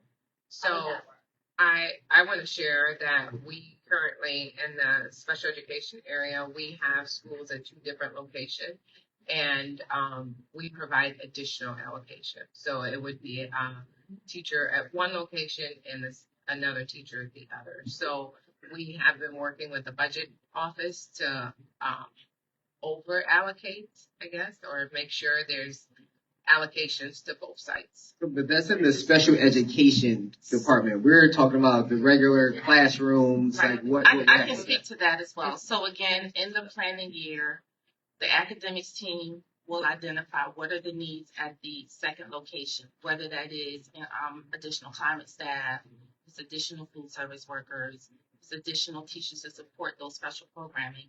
All of that is a part of the planning phase. So if it's additional art teacher, there are budget allocations that would be put in place to support the needs of a community in a swing space situation. And with regard to special ed, I have a child who will be in middle school who has an IEP. I have a child who will be in the middle school who has an IEP, and she currently utilizes a resource that we call the sensory room. And it's very important for her. It's not a scheduled time. She just maxes out in a classroom and has the opportunity to be taken to this special classroom. What level of dedication do you have to guaranteeing that the extras that BASE provides our students, as middle schoolers even, will be replicated in this temporary space? Are you going to build us a sensory room? Are you going to provide us the extras that we are accustomed to, are used to, and that serve our children? I didn't hear the last comment. Speak to her in the IEP. Oh. Right, her access is in the IEP, that she is allowed to have those visits on regular basis as needed, without a schedule, without someone transporting her. So part of the planning here is making sure that we look at those services. You're right, not every school has a sensory room. So when we work school by school with our transition team, we will have to take that into consideration and move forward with a recommendation to replicate that. Thank you. I'm going to ask if anyone else has questions to get in line. We are coming close to that 8 o'clock hour. Please. Okay, Ashante Connery, live in the community. I work at Waring. I'm very happy that Base Martin is getting the renovation that we need. I want that said. Speaking back to Waring and the mastermind point, what is the plan to fit their 5 through 8 population in our building? That square footage rise doesn't have the capacity for that amount of students. And then would it be to ultimately reduce the mastermind 5 to 8 footprint so that they could fit in our building?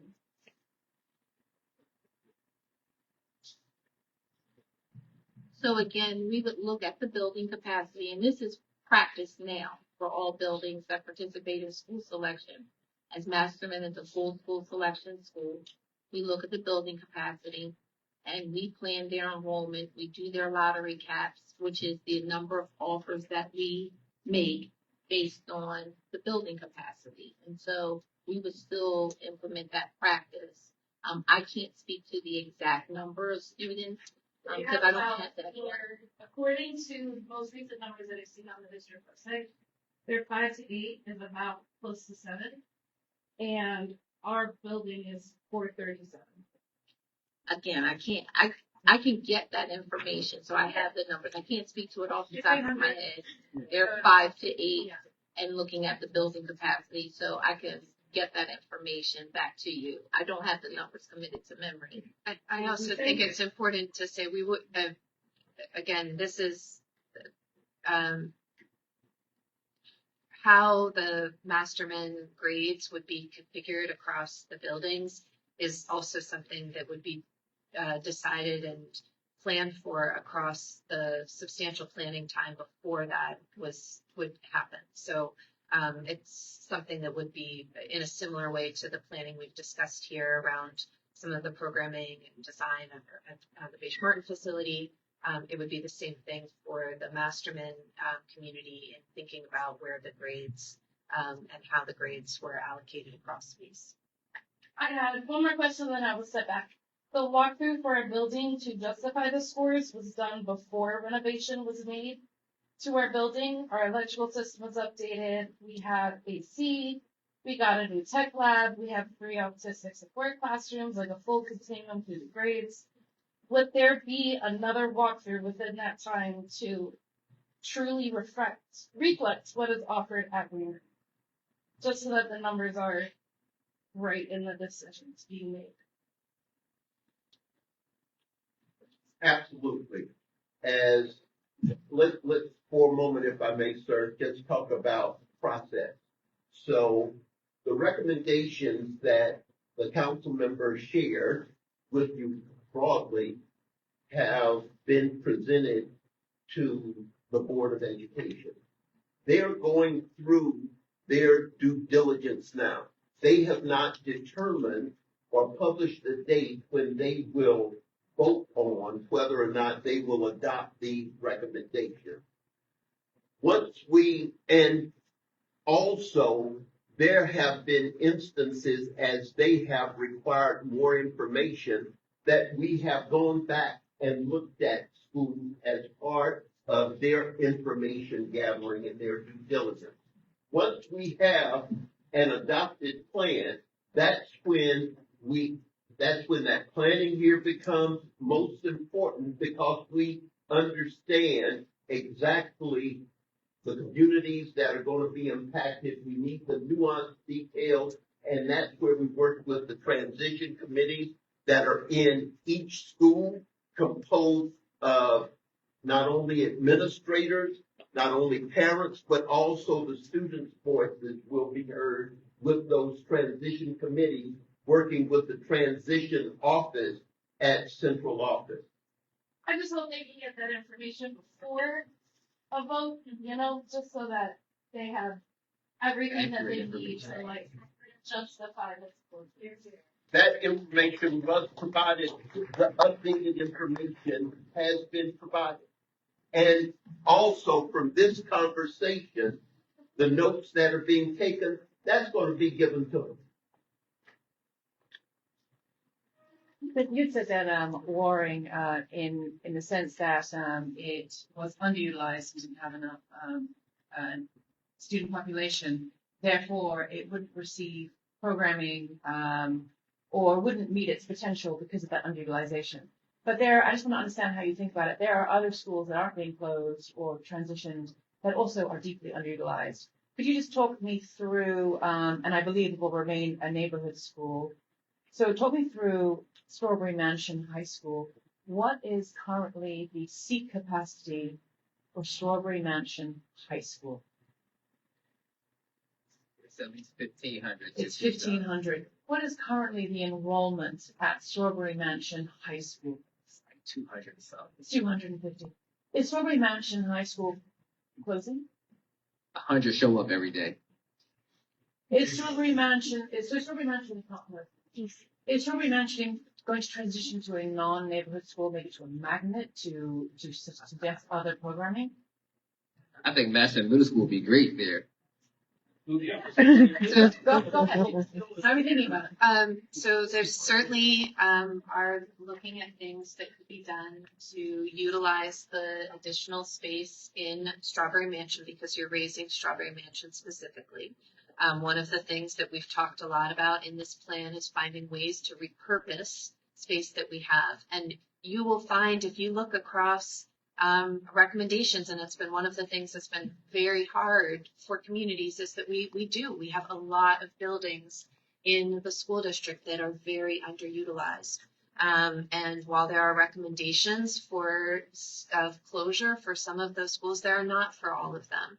And we are certainly doing that because, one, we understand the impacts of closure, and they are significant. We are hearing from folks about how significant those impacts are. Okay.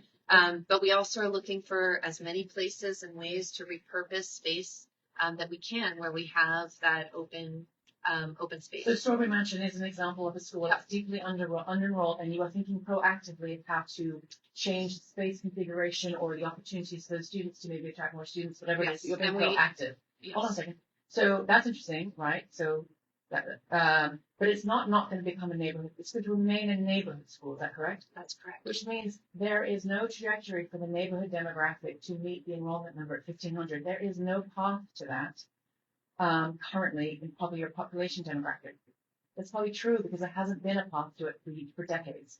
So just putting it there, Strawberry Mansion is a curious one because it has a lot of opportunity. So as facilities experts, I just want to understand, in a school, can you mix programming? Can you put continuing, so Strawberry Mansion is also high school, a bit different than elementary, but I just want to understand it. Can you mix programming in a school? I know you can divide up space because we see that at SLA, and he shares with Benjamin Franklin. There's a sort of a divide, separate entrances. Can you divide space? I'll let you answer this because you're experts. Can you divide space for alternative programming that isn't necessarily school programming, but is shared space in a school? Can you do that? We can, and actually Strawberry Mansion is an example of that. So Strawberry Mansion has Strawberry Mansion, the as you shared, a comprehensive neighborhood school. But it also has additional programs operating in it, alternative programs that use that space, where it's students that are coming in on different alternative pathways that are operating in that building. Strawberry Mansion is also attached to another facility which we use for district professional development. We can and do. We are proposing additional co-location opportunities through this plan and throughout the district. There are spaces where we have a district operated program. And then Chief Fleming mentioned another one, the Daroff building, which has the workshop school in it, but it also has a recreation center program in it. So yes, we do that. That's extremely important. Something you mentioned earlier, and it almost breaks my heart to hear you say it, but I understand where you're coming from. When you say that the school district is focused on the educational outcomes and facilities for the children and the tax dollar. This is more also for the council. When those schools go vacant, it is detrimental. Not all 18 are going vacant. Some will transition. I understand that. It is detrimental to the neighborhood. There will be a gap for the interval in which those lights will go out and those neighborhoods will have those properties blighted to some degree. And that interval, as you just said, is totally unpredictable. So the thought here is, you talk about the neighborhood, a transition office in your school. To come to the city and to the council with a commensurate transition office for the neighborhoods that has a civic layer. So you're focused on transitioning those schools, those kids, those teachers, transport, all those things to make sure those students transition with least friction. So the neighborhoods will have friction. So my ask is a commensurate civic or neighborhood transition office that will essentially address the neighborhood fallout of these changes. And there's two reasons for that. One is the immediate impact of schools where lights go out, because you've just described a interim pathway where you're managing the interval, where the lights don't have to necessarily go out. They might not necessarily be managed by the school, but the lights don't necessarily have to go out. And why I mention this is when box lights went out, and interestingly enough, it repurposed as essentially a version of itself. It was a technical school. And then it could not meet its moment in terms of enrollment. It closed for a handful of years. An incredibly inventive development company came along with a civic lens and has repurposed the school to do exactly the thing that the school did. But those students never had a transition pathway to meet that potential. And so I guess my thought here is almost to have some forward thinking in the sense that don't rub your hands and say, once those buildings close, it's not our problem. And to work with council and the mayor's office to say, we see that there's two-part transition. One is the school and one is the neighborhood. And to transition those buildings. Also, the gentleman who mentioned the real estate, as soon as those buildings go vacant, that property value will drop. And that is, excellent for the developer, terrible for the schools. You are more inclined to get top dollar, city, whatever, but also the property values also drop. So as soon as the school closes, property values, box property values, this is documented, dropped for each household, $2,000, whatever it is, across the board. That's meaningful money. And probably it's more in today's terms. But property values will drop as a result of those schools going vacant. If you can share space, then you can transition, you can create an interval where you are transitioning between the closure, if it's foreseeable, if it's going to happen, between the closure of the school and what it will next be. And it can be months, it can be years, but it doesn't have to go empty. And I'm sure there's more to it in terms of facilities and the roof and repair and all that. It's not so simple. But I ask that you consider that. Thank you. Yeah, thank you.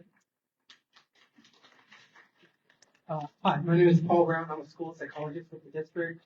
I'll try to keep this brief, but one of my big things I'm concerned about is the planning year. Keep noting that things will get done. We'll figure things out in the planning year, but the planning year basically starts in a year and a couple months. y'all have been meeting together to figure out what the initial plan is. The concern is that the people who should have been in the room are the people out here. There's no parents among your conversation because you're being asked questions and it's a struggle to get clear answers from what you're saying or the feasibility of it. That's not the word, but my concern is that people are coming to you, sharing their concerns, and you are receiving it, writing it down, but it's not being accurately reflected in the updates of your plan. It was mentioned at the Robert Morris meeting that maybe Office of Diverse Learners could co-locate into Robert Morris instead of outright closing the school, but that doesn't seem to be reflected in any kind of update of the plan. It would be able to, so Robert Morris can stay open. So I just have general concerns that people are sharing problems and issues with the plans, but y'all are not actively doing anything to incorporate the concerns to make this feasible, to make it workable. I'm out of the Office of Diverse Learners. It would feel very eerie to know that I now work in a school that I closed. It's kind of gentrification. It doesn't feel right. But my question, there appears to be an unspoken deficit that may come over the life term of this plan. How does the new $300 million deficit factor into the current iteration of this plan? Because we're saying you're not cutting positions, but now you're cutting positions.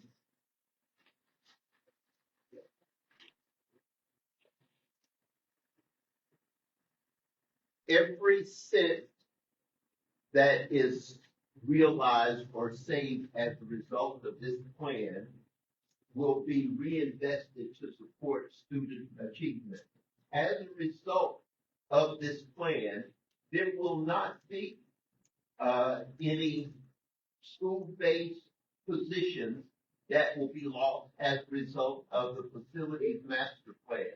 As most of you or many of you here know, in 2012, 2013, the $18 to $22 million that was realized in savings came on the back of the school-based staff members and faculty members and administrators who lost their jobs.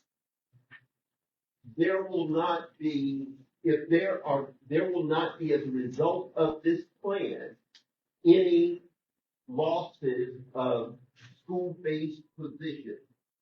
You are absolutely right. Separate from the facilities master plan, there is a structural deficit that we have of more than $300 million. There was, whether you agree with it or not, to help close that deficit, the mayor held a media event yesterday to present legislation for a $1 ride share tax or surplus to help close that deficit. So there are austerity measures internal to our operations, and quite frankly, they start at the central office in terms of where we can cut those expenditures to close that deficit that we have without impacting what's happening in our schools with our educators, with our administrators. Hello, I am Diana Oviedo. I'm a parent of a second grader at Beige Martin. I'm also a member of the Friends and Family of Beige Martin. I just wanted to speak kind of on that subject about how the mayor suggested $1 per Uber ride to do some funding. So it seems there's like a dissonance with the mention of a 60 million investment in Beige Martin and the facilities. So I guess this is a little bit about just a statement about credibility from the school district and the amount of change that you're asking the community to go through. $60 million is not what we value. It's the community that we have built over time. our principal, vice principal, music teacher, art teacher, just in Beige Martin. That's our value, and it seems that you're asking us to like tear it up, to rebuild, and why should we do that? Thank you, that's it. I just want to say thank you for your comments and for the service you're doing to Beige Martin on the Friends of Beige Martin group. And I think what you're sharing is important grounding for all of us. And that's certainly what we strive to lead with. These are not buildings. This is not just about a building. This is about a community. This is about a school. Those buildings are in service to the community. And we certainly, as shared, have been working with a lot of communities to go through the process of rebuilding. And I wish we could do it with every single school that needs a new building. And while there are challenges, it's a process that we have been we've been doing, and we've been successful in doing that, and in working with communities to keep them together, to allow them to have the resources that they need while construction is happening, so that it is not something that is destructive to a community. Because again, I think what you're sharing is absolutely right. That is the grounding. That's what's important. And we certainly, in the 2 years that would happen before we even started that construction, prioritizing the community at Beige Martin and all of our communities would be the central thing that would be done around making that plan. I do want to end on this person here, so we're over time.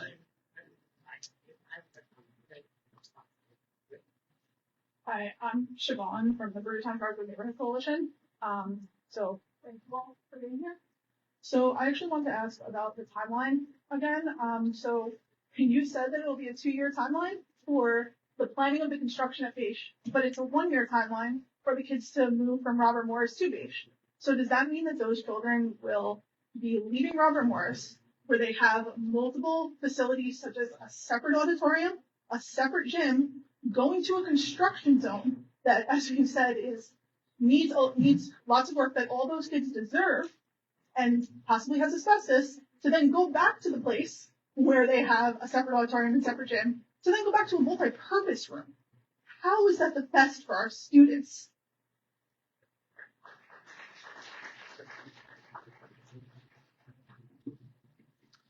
So, the first year is a planning year. All of the students from Robert Morris would not be going to Beige Martin. I believe there's a small number that would be going to Beige Martin, and the others will be going to W.D. Kelly.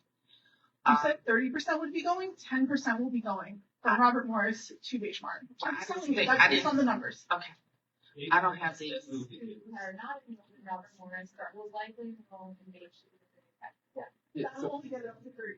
Yeah, so essentially it's the kids from Robert Morris who are there, who will be, that school will close. They will go to Beige and then have to go back to Robert Morris, the building itself, during the renovation periods. I mean, essentially it's like, why put those students through that, essentially? Move the kids after the renovation. Why do you have to move the kids before the renovation? But also, why move them from a school where they have separate things, such as a separate auditorium? And Ms. Landau, you told us at the Robert Morris meeting that a benefit was band or orchestra. They're going from a separate auditorium to a multi-purpose room. That just doesn't make sense, even after the construction is done. And I want to just reiterate, I think also what I shared, which is it's important feedback and certainly something that we can take back around what the timeline around the Morris, the timeline for Morris certainly. But as Chief Fleming shared, part of that consideration was around the number of students and the proximity. But we certainly hear that feedback. You have a comment? Just a quick question. Yeah, no, it's not a question. I just want to go on record, and I'd like you to say yes. Can you provide the councilman and the principals examples where it's not a complete school that's moving, but half of a school? I'm a parent who's going to have kids split, and I know it's in the trees, not the forest for me, but how do I do a pickup of a kindergartner for my sixth grader who's across the town? What kind of resources? But can you give us examples where you are splitting families and splitting a community and not moving and relocating temporarily the entire school? Those examples would be more helpful to us, I think. Thank Yes, we can certainly provide that when we have our meeting with the Beach community. And I do want to close. I do have one final question about the funding. The facilities plan says about $2.5 billion, where $1 billion comes from, I guess, school district funds, and then $1.5 billion is expected to come from either government resources or philanthropy. Can you talk about, for this community specifically, the renovations for Beige Martin and Waring and all those things? Like, are these renovations dedicated, or are we relying on philanthropy, or are these funds already dedicated for these schools? Thank you. These funds are dedicated. These would not be relying on funding from additional sources. Thank you. We can speak if, yes, which is how we do all of our normal capital funding.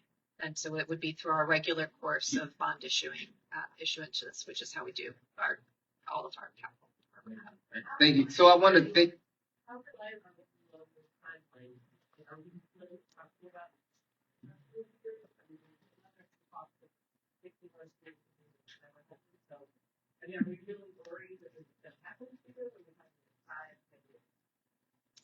So Beige Martin is identified as one of our priority one projects. I did state that we're already in the pre-planning phase, understanding that the timeline is critical for the success of the relocation of these students if the plan is approved. We're being very intentional now with all of the pre-planning before we move into that actual design phase where we will engage the school community more. But the timeline is realistic. If the plan is approved, we are ready to implement with the sense of urgency, understanding that we have to make sure that the construction is completed by 2030. But I mean, what is that? Those, yes, they were completed on time and on budget. But the two examples we gave you are our two most recent new constructions that were completed. Those students moved in January of 2026. This year. Yeah. So. These things are burden. Like, they should have a good how should anyone believe that Yeah, so it seems like that there's a credibility issue with the school district and the community, and so I hope that with meetings like this and continuous dialogue, our office is always here to intervene on behalf of the community, to talk to the school district about these issues.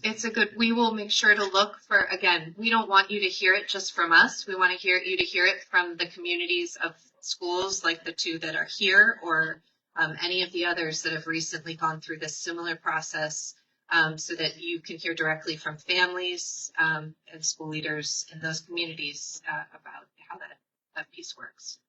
And thank you. So we are over time. So I want to thank the members of the school district for showing up today and answering our questions. Can you please give them all a round of applause, please? I want to thank. I want to thank the city school for allowing us to be here past time. Thank you so much. And if members of the community have questions, concerns, issues, our office has been following this from day one. And we will continue to follow and monitor and keep you updated on what's happening. Again, we do plan to have other meetings in other affected schools by the school facilities plan. We encourage you to fellowship with some of those schools as well, because some of the concerns that you have, they may have as well. So we encourage communities to get together, because if you have any concerns or any issues, that's kind of the only way we're going to defeat it, if that's what your purpose is, right? So again, thank you all for showing up today. My office is here to help guide and assist you. School district heard a lot of questions today. Hopefully they can provide us with some of those answers to the questions they did not have answers to. but we will be making sure to follow up every step of the way on this process. Again, it's not a done deal. The school board has to vote on the plan. They have not published when they will vote on this plan. And then there's always more public dialogue in city council. We're going through our budget process now, and there are dates where the public can come and testify on the school district specifically. So I want to thank you all again for being here, and I look forward to continuing to serve you throughout this process. Thank you. Thank you.